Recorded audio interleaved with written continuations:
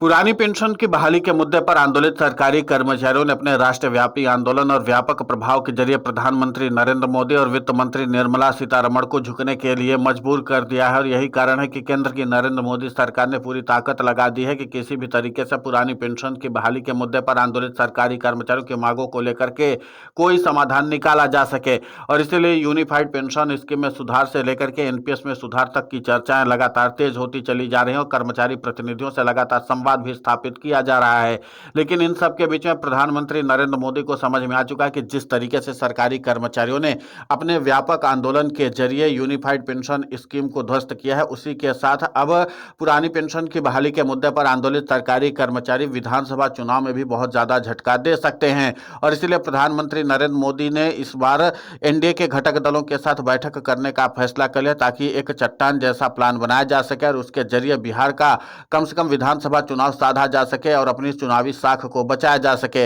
आपको बता दें कि पुरानी पेंशन की बहाली के मुद्दे पर आंदोलित सरकारी कर्मचारी बिहार में बहुत व्यापक तौर पर आंदोलन चला करके एनडीए के खिलाफ एंटी इनकम्बेंसी का माहौल पैदा कर दिए हैं। और इसी माहौल को देखते हुए एनडीए के घटक दलों के हाथ पांव फूलने लगे हैं और वो लगातार प्रधानमंत्री नरेंद्र मोदी और बीजेपी के राष्ट्रीय अध्यक्ष जेपी नड्डा से संवाद स्थापित करके इस बात को जान लेना चाहते हैं कि आखिर पुरानी पेंशन की बहाली के मुद्दे पर आंदोलित सरकारी कर्मचारियों को रोकने के लिए एनडीए की तरफ से क्या प्लान बनाया गया है। क्योंकि सामाजिक सुरक्षा पेंशन पर दांव चला गया था जो पूरी तरीके से फ्लॉप साबित हुआ, ठीक यूनिफाइड पेंशन स्कीम की तरह। अब उसके बाद क्या विकल्प है उस पर भी अब प्रधानमंत्री नरेंद्र मोदी एनडीए के घटक दलों के साथ बैठ करके चर्चा करेंगे। आपको बता दें कि पुरानी पेंशन की बहाली के मुद्दे पर आंदोलित सरकारी कर्मचारी जिस तरीके से अपने आंदोलन के जरिए यूनिफाइड पेंशन स्कीम को प्रभावित किया है और अब उस पर बट्टा लग चुका है और इस बात का संदेश साफ तौर पर दे दिया गया है कि यूनिफाइड पेंशन स्कीम पूरी तरीके से फेल हो चुकी है, लिहाजा इसको वापस लिया जाना चाहिए। लेकिन प्रधानमंत्री Narendra Modi unified pension scheme को वापस लेने से पहले हर उस विकल्प को टटोल लेना चाहते हैं जिसके जरिए यूनिफाइड पेंशन स्कीम को बचाया जा सके और हर इस विकल्प को प्रधानमंत्री नरेंद्र मोदी आजमाने की कोशिश करेंगे बिहार के विधानसभा चुनाव से पहले पहले।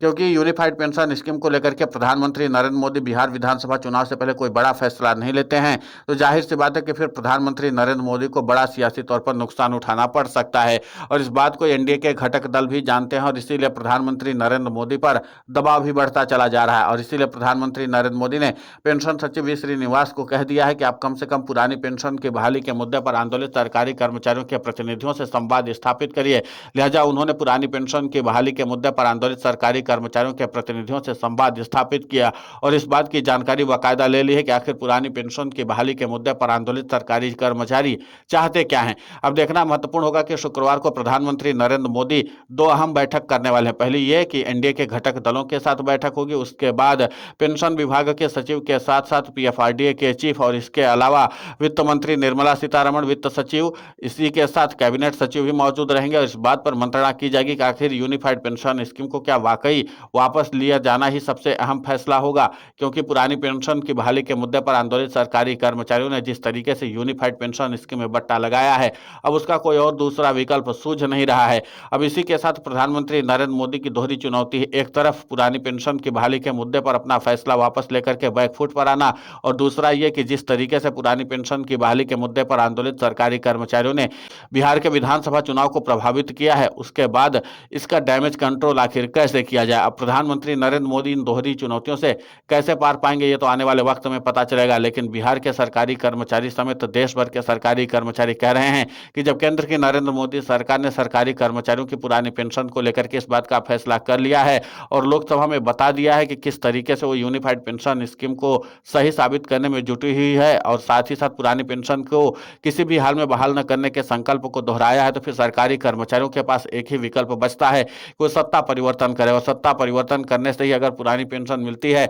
तो सरकारी कर्मचारियों को फिर इसमें गुरेज नहीं करना चाहिए। तो कुल मिलाकर के यह कि प्रधानमंत्री नरेंद्र मोदी अब एनडीए के घटक दलों को किस बात का विश्वास दिलाएंगे ये भी सबसे अहम बात होगी। और सबसे महत्वपूर्ण बात है कि पेंशन विभाग के सचिव के साथ जो आला दर्जे के अधिकारी हैं वो यूनिफाइड पेंशन स्कीम को लेकर के क्या कुछ जानकारी प्रधानमंत्री को देंगे और उसके बाद प्रधानमंत्री नरेंद्र मोदी इस पर क्या फैसला लेते हैं इस पर भी सभी की नजर बनी हुई है। लेकिन ये माना जा रहा है कि यह हफ्ता अब यूनिफाइड पेंशन स्कीम को लेकर के निर्णायक फैसला लेने का वक्त आ चुका है और इस हफ्ते में प्रधानमंत्री नरेंद्र मोदी को बड़े फैसले यूनिफाइड पेंशन स्कीम को लेकर के लेने ही होंगे, क्योंकि जाहिर सी बात है कि महज 24 लाख सरकारी कर्मचारी हैं और 24 लाख सरकारी कर्मचारियों में से महज 70,000 कर्मचारियों ने ही यूनिफाइड पेंशन स्कीम को स्वीकार किया है, यानी कि 3% सरकारी कर्मचारियों ने ही यूनिफाइड पेंशन स्कीम को स्वीकार किया है। अब पीएफआरडीए के चीफ इस मामले पर क्या जवाब देते हैं, ये आने वाले वक्त में पता चल जाएगा, लेकिन इतना रहता है कि पुरानी पेंशन ने एक बार फिर से प्रधानमंत्री नरेंद्र मोदी की टेंशन को बढ़ा दिया है और वो भी तब जब बिहार का विधानसभा चुनाव सर पर है। तो ऐसे में देखना महत्वपूर्ण होगा कि पुरानी पेंशन की बहाली के मुद्दे पर आंदोलित सरकारी कर्मचारी अपना प्रभाव बिहार के विधानसभा चुनाव में कितना दिखा पाते हैं, इस पर भी सभी की नजर बनी हुई है, क्योंकि इस बार अगर बिहार के सरकारी कर्मचारी बिहार के विधानसभा चुनाव में सत्ता परिवर्तन करने में सफलता हासिल कर लेते हैं तो जाहिर सी बात है कि नरेंद्र मोदी की बहुत बड़ी सियासी तौर पर हार भी हो सकती है, क्योंकि जाहिर सी बात है कि जो प्रधानमंत्री नरेंद्र मोदी अभी तक एनडीए के दम पर अपनी सत्ता को बचाए रखने की कवायद में जुटे हुए हैं और जैसे बिहार में एनडीए की सरकार जाती है और महागठबंधन की सरकार आती है तो फिर जाहिर सी बात है कि सरकारी कर्मचारियों की बड़ी जीत तो हो जाएगी,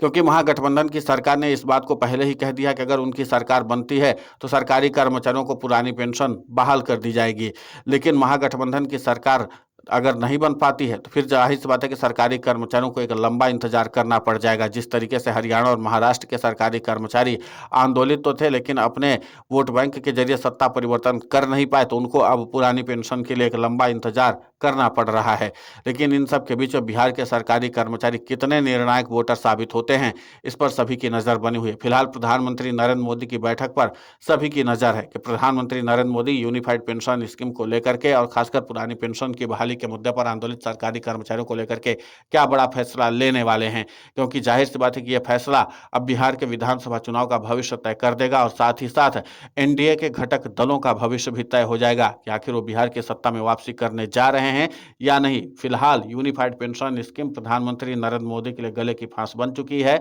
और ज्यादातर पुरानी पेंशन की बहाली के मुद्दे पर आंदोलित सरकारी कर्मचारियों के प्रतिनिधियों का यही कहना है कि अब यूनिफाइड पेंशन स्कीम में बट्टा लग चुका है, उसकी वापसी का रास्ता तय हो चुका है। फिलहाल इस पूरे घटनाक्रम को लेकर के आपकी प्रतिक्रिया बहुत महत्वपूर्ण होती है, आप हमें कमेंट करके जरूर बताएं। साथ ही पुरानी पेंशन की बहाली के मुद्दे पर हम लगातार आंदोलित होकर के खबरें चला रहे हैं, आप हमारे समर्थन के लिए चैनल को सब्सक्राइब करें, खबर को ज्यादा से ज्यादा शेयर करें ताकि पुरानी पेंशन की बहाली का मुद्दा और बुलंद हो।